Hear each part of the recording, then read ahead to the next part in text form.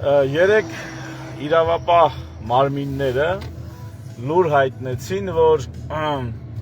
ինչ-որ ամուսիններ սպառնացել են մեկին, որ եթե չընտրես այսինչ քաղաքական ուժին,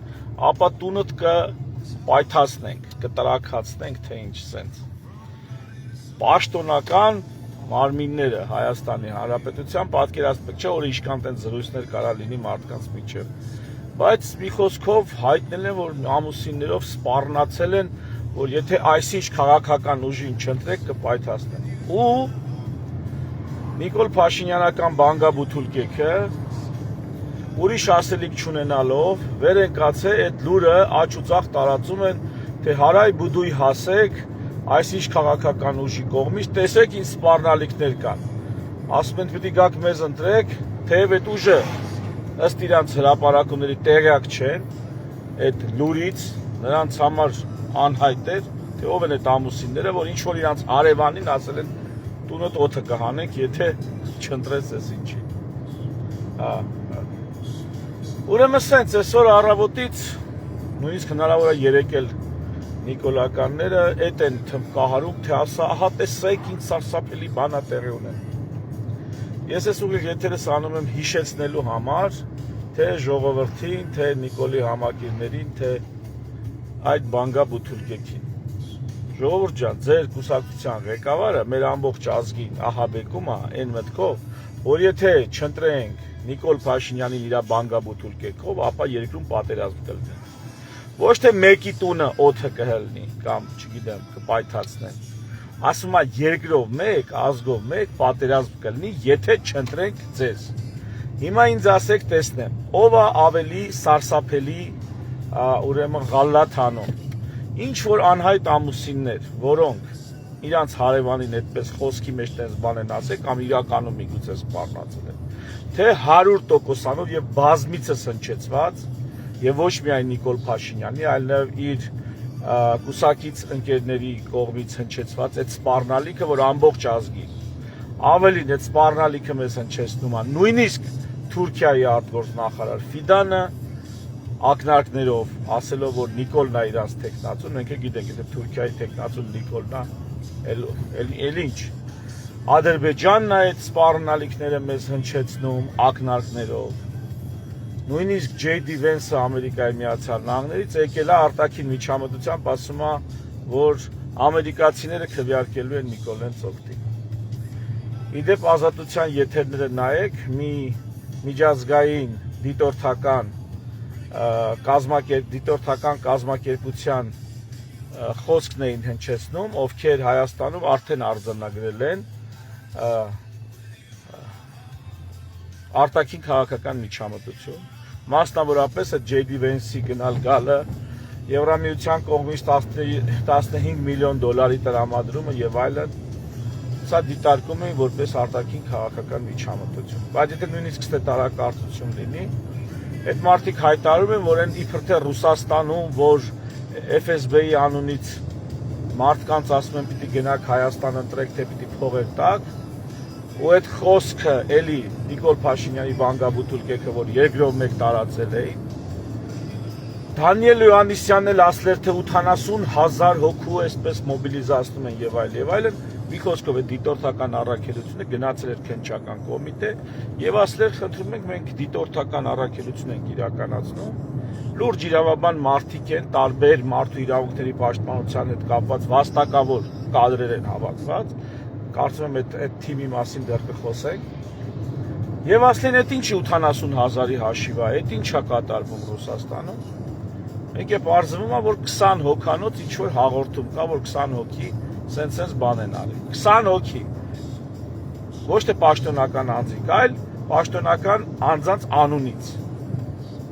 Այդ 80,000-ը Դանիել Հովհաննիսյանի այդ 20 հոգին են պարզվում։ Այս մարդիկ չէին զլացել, Դանիել Հովհաննիսյանի հետ էին գրել մի քանի անգամ կապնվել, այդպես էր համենայն դեպս հրապարակումը, որքան հիշում եմ, եթե չեմ սխալվում։ Դանիել վերջը ասել էին, արի հլը, այդ ինչ 80,000 էիր ասում, մենք գնացել ճշտել են 20 հոգանոց, 20 էպիզոդով է այդ եղել։ եւ Դանիել Իոաննիսյանը որպես պատասխանատու քաղաքացի եւ հանրային գործիչ իհարկե նրանց հետ կապից դուրս չէր եկել եւ չէր առերեսվել դիտորդական առաքելության հետ։ Ինչպես ասում են, եթե գյուղից մարդ չկա, Հայաստանի թիվ 1 մարդու իրավունքների մասին ուրեմն հրապարակումներ անողը խոսում է ինչ ուզում է, ուրեմն ինչ հերյուրանք ասես տարածում է մարդկանց ահաբեկելու համար։ Բայց հենց գալիս են արդեն կոնկրետ պաշտոնյաներ, միջազգային դիտորդներ, որոնք շատ լուրջ արդեն պատրաստված կադրեր են։ Հա, օպ, արդեն գյուղից մարդ կա, արդեն գիտեն, որ ինքը անկապ խոսացող է։ Սրանով ես չեմ իհարկե պաշտպանում օլիգարխների տակ պարկած եւ փողին հանձնված իբրև թե հանուն հայրենիքի պայքարողներին, նրանք էլ մի բան չեն, բայց այս դրվագով ես ուզում եմ անպայման, որ Նիկոլի համակիրները մեր երկրի համար այնպիսի պատասխանատու օրերի, ինչպիսին մենք հիմա ենք ապրում եւ վերջի տարիներում ենք ապրում, ասենք ինչ կարգի դիշովկա քարոզչություն են իրականացնում, այդ թվում պետական իրավապահ մարմինների ներգրավելով այս անամոթության մեջ ամուսիններով գնացել հարևանի սպառնացել են, որ եթե այս ինչին չտրեց քո տունը բանը կպայթացնենք, թե բան օդը կհանենք։ Ժողովուրդ ջան, գնացեք ձեր վարչապետին ասեք, որ ընկեր այ իրավապահները թող գնան Նիկոլի հետևից։ Իրավապահները թող հայտարարեն, որ բարոյական ահաբեկչության է մարդկանց ենթարկում Նիկոլ Փաշինյանը, շանտաժի է ենթարկում, ասում կամ ինձ կընտրեք կամ պատերազմ կլինի։ Քեզ ժողովուրդը ընտրեց ու եղավ պատերազմ։ Քեզ ժողովուրդը ընտրեց երկրորդ անգամ ու ելի եղավ պատերազմ Արցախի տեղահանությամբ։ Ավելին այդքանով հանդերձ անձամբ ես քեզ ասել եմ, մի այսքան թե երեսատեղ կարող ես ունենալ, դա Զանգեզուրի միջանցք չզիջելն է, որը քո կոտրած ձեռքով այսպես հայտարարության ձևով ստորագրել ես, բայց Զանգեզուրի միջանցքն էլ տվեցիր։ Դու շանս չունես, պարոն Փաշինյան, պատմության մեջ արդարանալու, մաքրվելու շանս չունես, չես պատկերացնում ինչ կարգի շանս չունես։ Այնպես որ հարգելի իրավապահներ, ոչ պաշտոնապես ուրեմն ամուսնացած եւ վերջերս ամուսնալուծված զույգը բազմիցս ահաբեկել է հայ ժողովրդին, թե եթե իրանց քաղաքական ուժին չսատարեն, ապա պատերազմ կլինի։ Այնպես որ այն մյուս ամուսիններին, որոնք իրանց հարևանին ընդամենը տունը վնասելու սպառնալիք են հնչեցրել, հանգիստ թողեք, մեր բյուջեի, մեր հարկերը անիմաստ մի վատնեք այդպես գործերի վրա, գնացեք ձուկը գլխից է հոտում, ձուկը գլխից բռնեք։ Պակասել այդ ամուսինները չեն եղել, մի ամբողջ ազգի տերորիզիրված անելով։ Այս դու թերևս այսքանը, հարգելի իրավապահներ, մեր բյուջեն, մեր վճարած հարկերը օգտագործեք ինչպես հարկն է, մեր տուգանքներից քամած եկամուտները օգտագործեք ինչպես հարկն է։ Իսկ Նիկոլ Փաշինյանի բանգաբութուլկեքին խորհուրդ եմ տալիս ձեր քաղաքական անձնական օգտագործման նախարարը եւ սահմանադրական հանձնաժողովը հայտարարել են նոր սահմանադրության մասին, այ դրանից խոսացեք։ Դա քաղաքական թեմա ու դա ազգային ժողովի падգամավորին հարիր թեմա։ Այս թեմայից խոսացեք, տեսնենք ինչ եք ասում, ինչ եք անում, ինչ եք պատրաստվում անել, ինչ առաջարկ ունեք։ Հա, էս է լուրջ հարցը։ Ու տենց դիշովկա ուրեմն մանիպուլյացիաների ժողովրդին մի ենթարկեք, որովհետև հետո այդ նույն ժողովուրդը բանա, այդ ձեր նաև ձեր մասնակցությամբ դեգրադացիայի արդյունքում վերջը մոռանալու է թե սահմանադրություն, թե իրավունքի գերակայություն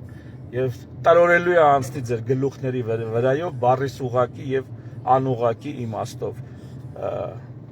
Խելքներ այդ գլուխները թավակեք։ Մարդկանց մի անասնականացրեք այն աստիճան,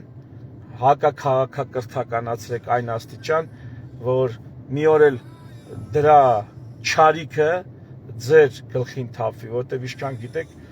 Ինչպես ասում է ժողովրդական իմաստությունը, իշխանությունը խիարի պես բան է, մի օր ձեռը տա, մի օր համապատասխան տեղում տա։ Այդ հաշվի առեք։ Ու անխուսափելիորեն մի օր ձեր համապատասխան տեղում այդ իշխանությունը հայտնվելու է, անխուսափելիորեն։ Մի օր այդ օրը գալու է, ոչ եք կարող 1000 տարի իշխանավարեք։ Ու այդ օրը թող լինի քաղաքակիրթ հանրություն մեր երկրում, իրավունքի գերակայությունը հարգող հանրություն, որպեսզի ձեր նկատմամբ եւս իրավունքի գերակայության դիրքերից ապացուցված եւ դատական իշխանությունների որպես վճիռ կայացնող հարցերին, վեճերին, տարաձայնություններին լուծում տվող պատիժն ու հատուցումը սահմանող մարմին ընդունի, ոչ թե այն արաբական երկրների պես հետամնաց ու հակաժողովրդավար մարդիկ քացուտակ տան փոխվող իշխանություններին, ովքեր վերջ առաջ փոխվելու են։ Մտածեք այս մասին, պարոն Նիկոլականներ կամ Տիկին եւ օրիորդ Նիկոլականներ, մտածեք այս մասին։ Չի կարելի է ժողովրդին այդպիսի դիշովկա մանիպուլյացիաներով ուրեմն էլ ավելի հետամնաց դարձնել, էլ ավելի անմտածված ու անուղեղ դարձնել։ Վերջը դրա պատուղները ձեր քթերից է դուրս գալու։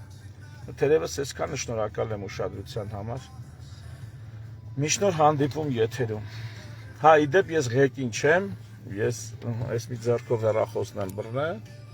ես ղեկին չեմ, եթե